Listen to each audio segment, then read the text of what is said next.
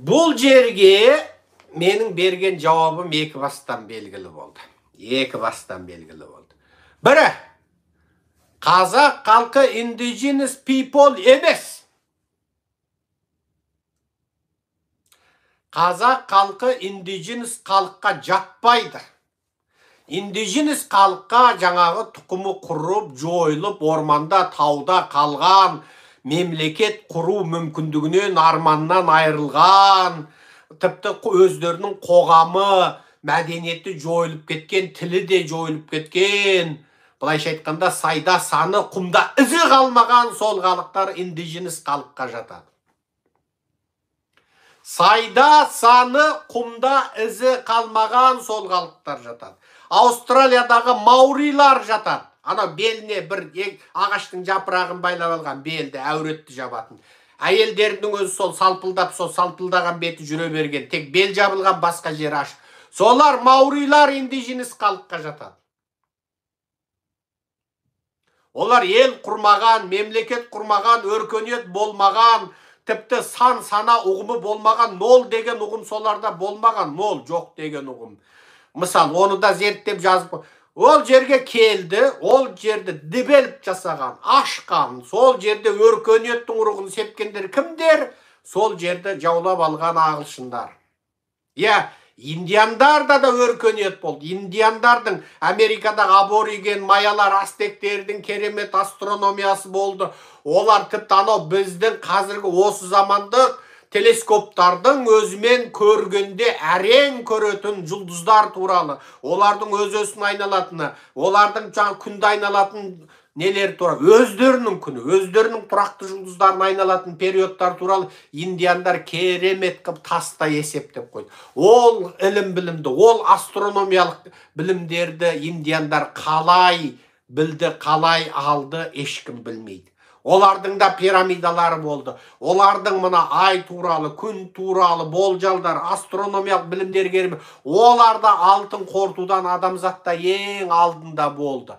Мәселе, бұл индиандар қазір сол қырылып жаңағындай жауыздықтардан кейін қауым болып емес. Жаңағы, былайша айтқанда, еуропалықтар, америкалық, англиялықтар, испандар, португалдар олардың теуіп тезегін шығарды.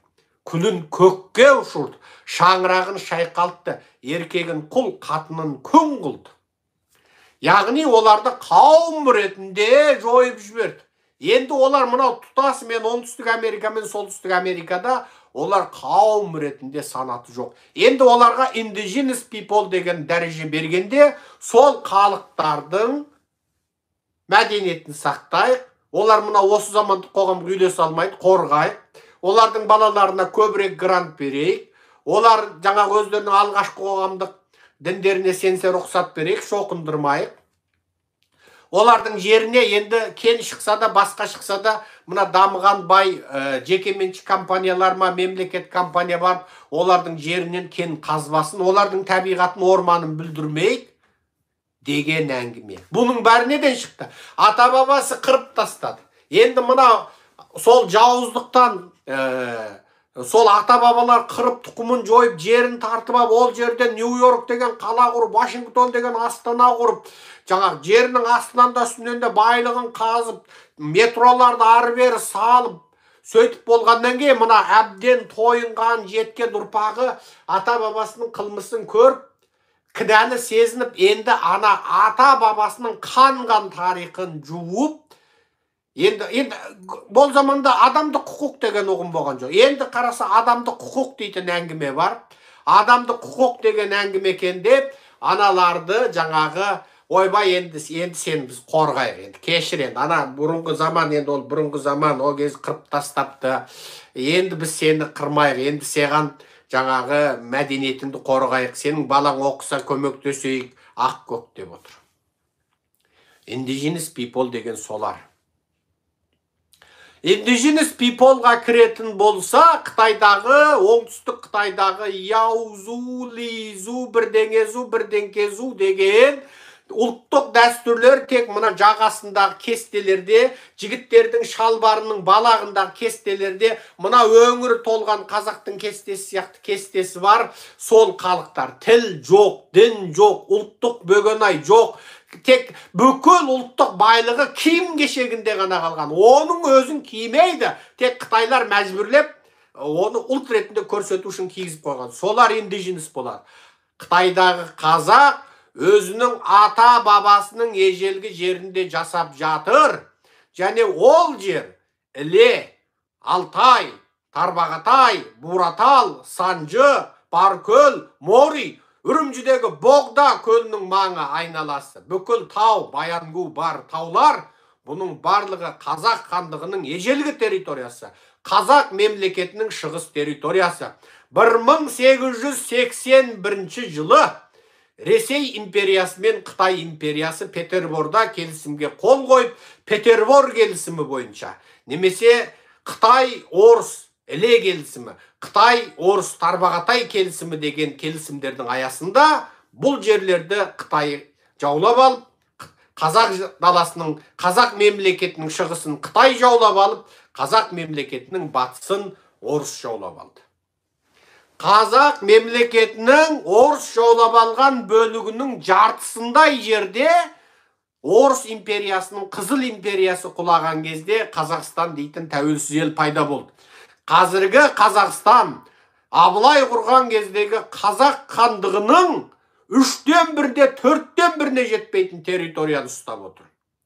Абылай бабамыз құрған, Қабанбай бабамыз құрған қазақ мемлекетінің, яғни бұл жерде олар тыңнан құрған жоқ. Қазақ хандығы Алтын Ордадан бөлініп шыққаннан кейін, Алтын Ордадан бөлініп шыққан қазақ хандығы Жоңғармен соғысып, жоңғарлар қазақтың 3/2-сін қырып, ал жоңғарларды қазақтар жер бетінен тып-типыл жойып жіберген осы барыста, сол Абылай бабамыз, Қабанбай бабамыз құрған мемлекеттің шығысын Қытай жаулап алды, батысын Орыс жаулап алды. Оған бүкіл жер әлем мойындайтын Петербор келісімі куә.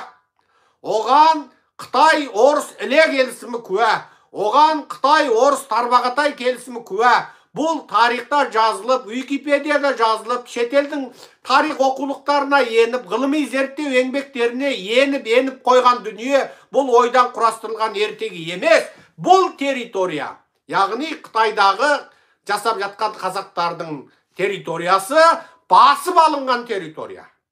Яғни Қытайдың импершілдік саясатының тарихи куәсі. Сондықтан бұл жердегі қазақ халқы ешқашан индиженес халық санатына жатпайды.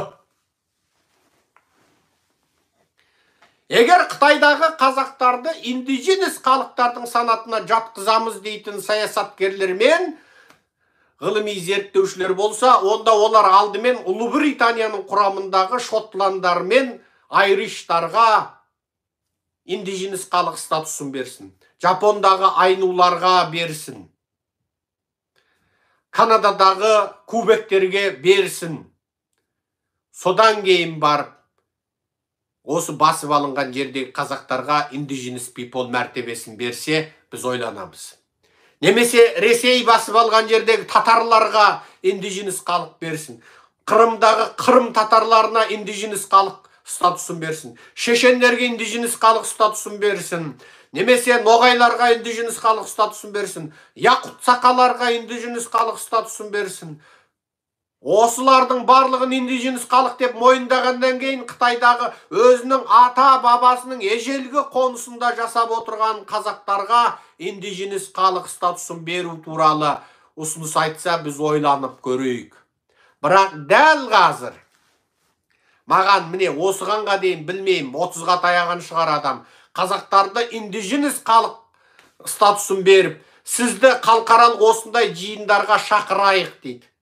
Мен қазақ халқының құқын қорғаушы ретінде, халықараға танылған қазақ ретінде, мен бұндай жиналыстың барлығына қатысудан бас тартып отырмын. Себеп менің халқым индиженес халық емес. Менің халқым өзінің ата бабасының ежелгі қонысында отырған, басып алынған территорияда бодан болып отырған халық.